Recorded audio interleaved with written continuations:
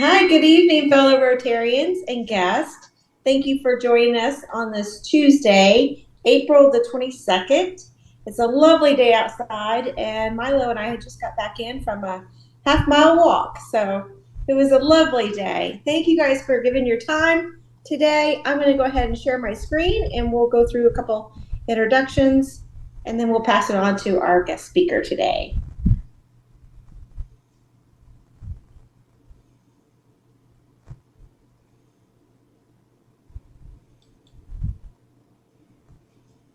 Okay, here we go. Welcome again to Rotary E-Club of North Texas. Mr. David, could you lead us in our Pledge of Allegiance tonight? I'll try to remember. I pledge allegiance to the flag of the United States of America, one nation, under God, indivisible, with liberty and justice for all. Did I get that right? Miss Linda, can you lead us in our invocation, please? As we gather here today as members of Rotary, we pray that we are ever mindful of opportunities to render our services to fellow citizens and to our community, keeping in mind always the enduring values of life, exerting our efforts in those areas and on those things upon which future generations can build with confidence. Let us continue to strive to make Rotary a better world. Perfect, thank you. Mr. Chris, can you read our vision statement? David? Well, together we see a world where people unite and take action to create lasting change across the globe, in our communities, and in ourselves. Thank you, David. So April is Environmental Month. That is our service this month. For myself, I am starting to recycle here at the apartment where I moved into. They have the opportunity to recycle, and I didn't have that before. And then also when Milo and I are out and about, we're just, picking up, being mindful and picking up any trash that we see around. Miss Linda reported that she baked some cookies today and took them to Envision Dallas. So kind of share, is anybody else do anything for Environmental Month this month? Yes, I can help recycle on my end. Perfect. Anybody else? Trash this morning. Oh, David said I took out the trash this morning. That's not helping the environment, David. But it is helping Linda. No, I had to take it out. He didn't. Oh. Well, we did celebrate 2 birthdays this month. Jack and Nancy had a birthday at the beginning of April. So I want to wish them a happy birthday. And then without further ado, we do have a new member, Gustav. He's a transfer from the Richardson Rotary Club. I had the pleasure of talking with him yesterday. He lives in Princeton, I believe. Right. Seems like a really nice guy. I think he's going to be a great fit, and hopefully he'll be able to come to one of our socials this summer. Any other announcements, Chris or Miss Linda? I don't have anything else. I think the picnic last week was great. We did have a good time. I've got to apologize for the picnic. I did a miserable job. He said he did a miserable job, but I think the hot dogs are good. The hot dogs and chili was fabulous. It was fabulous. And then a week later, I tried to do a video, and Linda chewed on me 20 minutes about how I did that. You did. Oh, I don't know. Nothing on my end. All right. Thank you, Linda and Chris and David. Mr. Howard, I'm going to turn it over to you to introduce our guest speaker, Mr. David Fradden, on the 5 keys to product success. And I will stop sharing my screen and give it over to you guys. David was classically trained as an HP product manager and then recruited by Apple to bring the first hard disk drive on a PC to market, and later became the Apple business unit manager at the same level as Steve Jobs. He's the author of Building Insanely Great Products, Organizing and Managing Insanely Great Products, and the widely published successful product design and management, now on Amazon. He's trained companies like Cisco on these topics. His mission is to help products succeed. So without further ado, Dave Fradin, mute your mics while he's speaking. If he wants us to talk, you can unmute, but this way we get rid of the background noises. Gary, can you see my slides? No.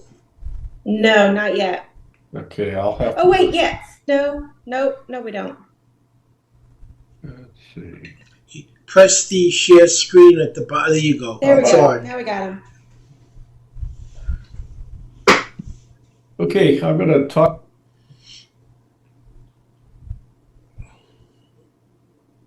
You muted your mic. You muted your Mr. mic. David, I think we put you on mute by mistake. Oh. You can unmute yourself. There you go. Here he And goes. I will try to Can mute you myself. hear me now? Yes, we can hear you now. Okay, I'm going to talk about the 5 keys to product success, and somewhere is between 35 to 95% of all new products that are introduced each year fail in the marketplace. And that represents a waste to humanity worldwide and to the environment of about $500 billion to $1 trillion wasted each year. Yet many of these mistakes and the reasons for product failure can be avoided if you know what the keys to product success is.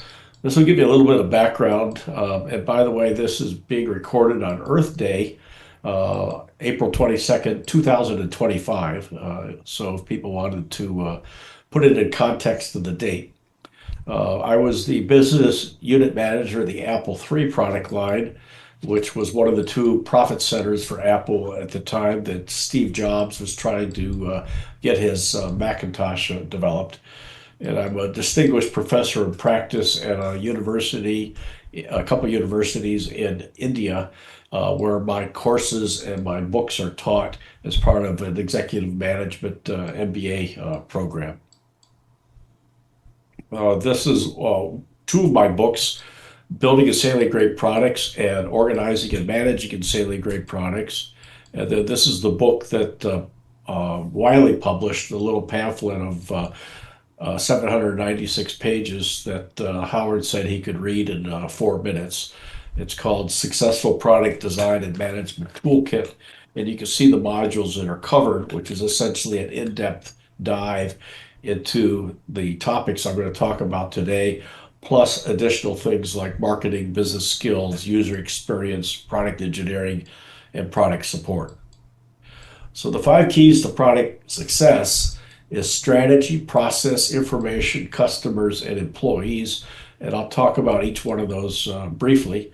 And that happens to spell the word SPICE, and hence the name of my company is Spice Catalyst.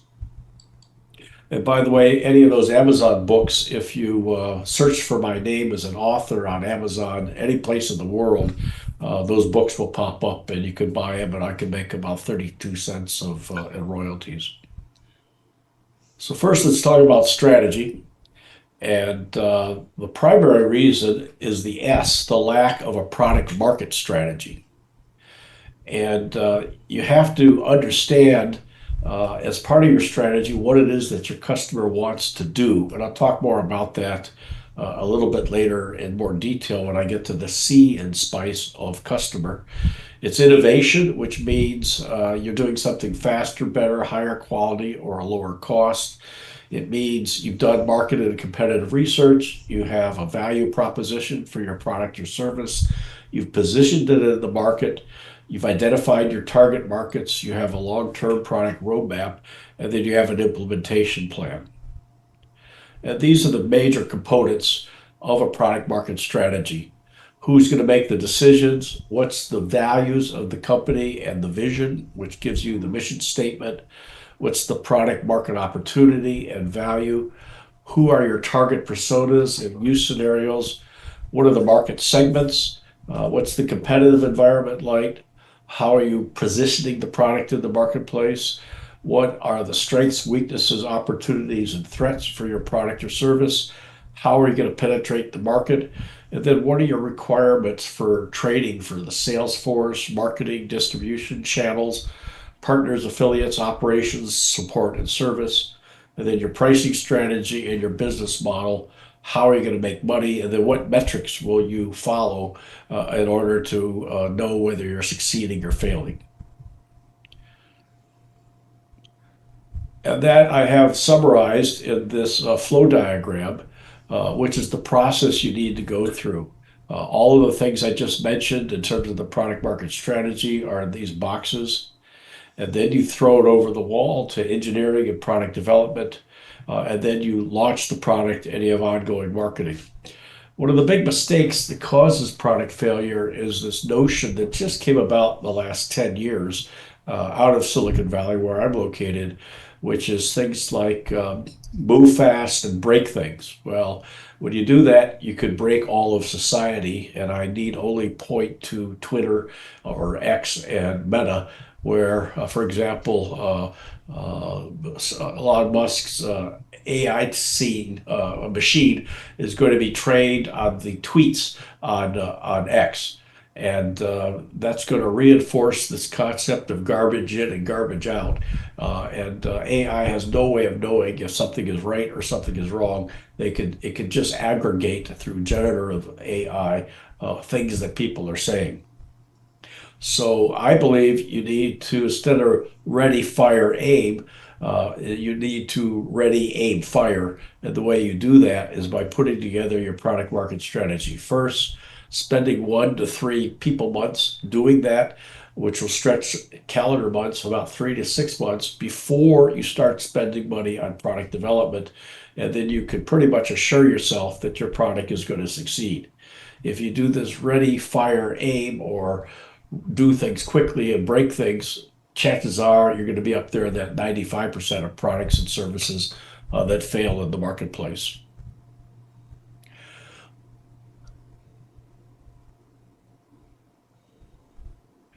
Next is information, and that's preceded by process, which is having a repeatable process and then having the information available for product decision making.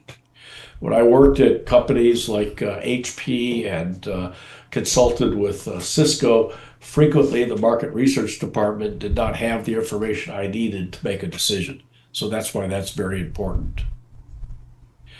Customers is understanding what it is that the customer wants to do, why they want to do it, when they want to do it, where they want to do it, how they want to do it, what's standing in their way, how important is it for them to get it done, and how satisfied are they with the current solution. And if you can find 15 of these unmet needs or these unmet things that people or companies want to do, then chances are you're going to have a successful product. If you haven't found them yet, then maybe you're going to market too early. For example, back in 2003, RCN magazine gave me credit for inventing the first advertisement on a cell phone, but nobody wanted an ad on a cell phone at that time. I spent all my money on development, and the market didn't take off until about 5 years later, and now it's a $15 billion a year market. And if I had waited and had done the market research to realize that the window of opportunity had not opened, I wouldn't be bothered to talk to you today. And you really can't ask people what they want or what they need, because they have to know the problem that they have, and they also have to design the solution. So, for example, Henry Ford allegedly went out in the streets of Dearborn, Michigan, not far from where I grew up in Detroit, and he asked people if they wanted a car or an automobile. And the people's response said, "No, what I want is a faster horse." If he had gone out and observed from one of the saloons there in Dearborn at the time, he would have noticed that people were beating their horses with sticks in order to get through town faster. And probably that's why they called some of the first cars the horseless carriage, because if you had big data where we use analytics today and did market research and checked to see how many people were searching for the word car or automobile, he would have found no searches, and therefore nobody ever wants a car or an automobile. They just want a faster horse. So the way you find out what it is your customers want to do is you observe, Then you interview about 40 to 80 customers, and then you survey about 800 to 1,200 of your target personas. And these are the key questions that I mentioned earlier: who, what, when, where, why. And lastly, you have to make sure that you have within your organization the 130 skill sets that I identified in my Wiley textbook in order to be successful.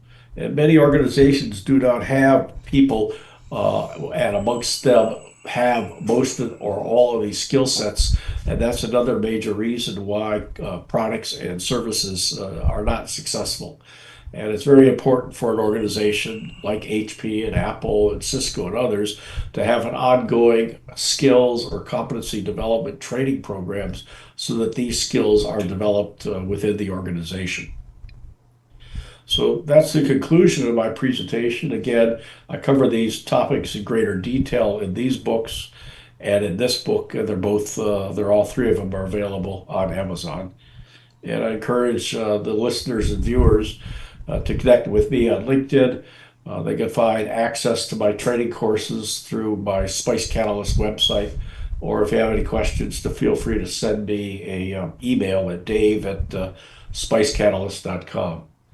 So I could open it up to questions if anybody has any.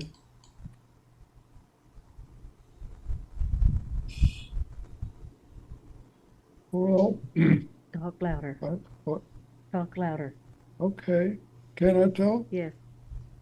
I I was going to say I designed aircraft for 37 years, and I find probably the biggest problem with a designer comes in right out of school, and they may have 40 years experience. What are you trying to accomplish? What is your objective? If you don't know what your objective is, you're probably not going to get it. You'll get somewhere else. And once you have the objective, then you can say, what do I have to do to meet that objective? And what resources do I have? What constraints do I have? Did I do that all the time? Of course not. But when I did, it worked better than when I didn't. And I'll shut up. No, that was really good, David. Took me 37 years to learn that. Who did you work for? Vought Aerospace? I worked for Vought for 16 years, Bell Helicopter 17 years, Fairchild Republic for 6 months between Bell and Vought. Vought said we look like the kind of person we'd like to hire, but we're not hiring right now. But in 6 months, we probably will. In 6 months, they said, hey, I'd gone to New York, 42% raise, but my standard of living dropped. When I came back to Vought, they matched it. But, Vought, I was the lead designer on the B-2. And had a little trainer. I was the lead on the landing gear of that. So He's an Aggie. You know what Aggie is? That's Texas A&M. Right. I started in aerospace engineering at University of Michigan. Started the flying club there, which is still going today, and they've trained over 5,000 pilots. And then my aerospace engineering professor, who you may be familiar with, Dr. Wilbur Nelson, who wrote the book on propellers, was on LBJ's advisory committee for the supersonic transport. And he asked me if I'd be interested in starting a nationwide student organization in favor of an American SST, which I did. And I had chapters at Texas A&M and at University of Texas and University of Texas in Arlington. And I forget his name, the chairman of the board of LTV that bought Vought later, Paul, I think it was on my board of advisors. And LTV was one of the contributors to my student organization. So I learned in engineering school, systems engineering, that things are interrelated and related to one another. in the same way that the landing gear on your B-2 is important, especially if you wanted to land in one piece. True. Well, I changed companies 3 times without moving the desk. So That's because you got bought. they say if your company name is Scotch Tape to your badge, you may work in aerospace. Well, I liked it when the B-2 was introduced. That was a stealth bomber, right? Right. And they told us this will be They the opened up the hangar door. There was no airplane in there, which was okay because you can't see that's anyway. right. But they told us this will be the last man bomber ever designed. They are now flying the B-21. So, and they're talking about putting B-2s in the museum. They have flown one combat mission, The B-2? the B-2. Over in the Middle East, they bombed the Houthis, or however you pronounce it. Houthis? Houthis. And if you look at the pictures of the B-2 and the B-21, it's hard to tell the difference. The B-21's a lot smaller, but unless you see something to show you the scale, basically a B-21 is a scaled down B-2. Oh, interesting. And Mr. Chris, you have your hand up? Chris. Yes. Great presentation. I had a few questions if you can assist me with. So, with your product management, what are your thoughts on Lean Sigma Six? Well, lean management grew out of Hewlett Packard's training of the Japanese auto industry for just-in-time manufacturing. And then it was adopted in the 1990s for software development. And this whole concept of agile, do things quickly, test and correct. And that's good if you have that product market strategy put together first before you start doing it, as opposed to doing something, breaking things, and then trying to fix it later. We're seeing a classic example of how do things quickly and break stuff in terms of what Dodge is doing to the federal government right now. For example, I think it's the Food and Drug Administration that inspects factories that make things like baby formula and other stuff around the world. And they just cut all the people that handle the travel arrangements for these inspectors. So now they're going to be substantially less productive, and a lot less of our food and medicines will be inspected moving forward. And then we'll find out after some people die as a result of it that we need to bring the travel coordinators back to the FDA. So I'm not a strong proponent of the misuse of agile to move fast and break things. All right, all right. So in your acronym SPICE, what do you think would be the most important to focus on? Which letter? The C, understanding the customer, what it is that they want to do. And if you find something that they want to do and it's very important, it's very salient, and the current way of getting things done is not very satisfying, then you're going to have a winning product. Most innovation is just doing something that others have done already, but better, faster, quicker. For example, in case of writing, we were talking about mechanical typewriters earlier. It started with charcoal, and the caveman or cave woman would write something on the cave wall, and that was a little too heavy to take to the next cave, so that this showed to their cave neighbors.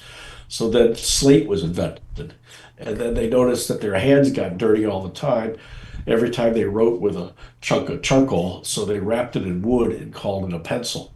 And then they noticed that you have to constantly sharpen this thing. And if you took a feather out of a duck and stick it into ink, you could write on papyrus and later paper. So you had something that was a lot lighter to carry from cave to cave. But then you noticed that you spilled the ink all over yourself. So they wrapped that in plastic and called it a ballpoint pen. And then the Gutenberg press was invented, and then the mechanical typewriter, an electric typewriter, dedicated word processing like Wang and Xerox and IBM, and then word processing in general on your personal computer. And now we can pretty much dictate everything. And if we don't bother to spell check it, it can be quite humorous. Yes, indeed. So that actually follows up with my next question. The do for the customer, what pitfalls would we avoid to better the process? By following the 4 steps of observing what your customer is doing, like a social anthropologist, then interviewing them so that you can get a survey that doesn't have questions like when did you stop beating your wife, and then do the representative sample survey of 800 to 1,200 target personas and customers. That will give you data where you would be asking questions about each of the features, about what it is that your customer wants to do, how important it is. And then you can also ask them if this product is priced at X dollars, what's your likelihood of buying it? How about at Y dollars? What about at Z dollars? And you can figure out before you produce the product what the elasticity of demand is going to be.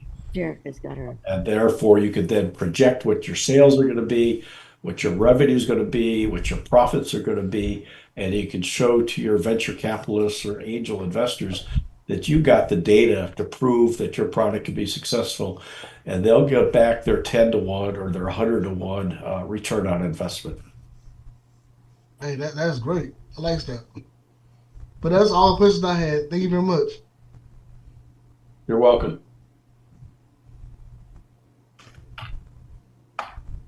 Any other questions? I'm retired, so I don't have a product. Our product is Rotary. Are you familiar with Rotary? Oh yeah, very much so. I've spoken to Rotary groups all around the world. One of the key things that I tell people is that when you start your company, make sure that you write out and you adopt and train on a set of values, which is what Rotary does. And that way, when you all come into the room to make a decision, you're all coming from the same place. Frequently, a lot of companies are not doing that. They don't have a set of values, or they don't follow their set of values. And when I wrote that book, Building Salient Products, I went out and researched the original Fortune 500, which came out in 1965, and found about 300 of them had values. And I was familiar with many of them because many of those companies back then supported my nationwide student organization and supported the SST, and later it supported science and technology. And about 200 did not.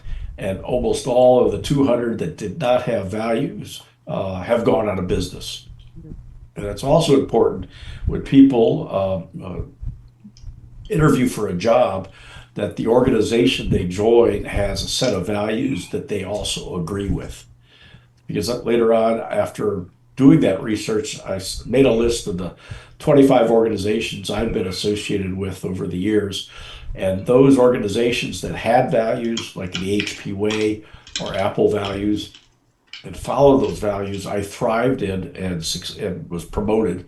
I was very happy to go to work every day. Those that either did not have values or did not follow those values, I was miserable at. So either I got fired, or I called it a mercy killing, or I quit, and I was very happy the next day. And people that I've mentored about values that have joined organizations that have values and are close to their individual personal values are very, very happy. Thank you.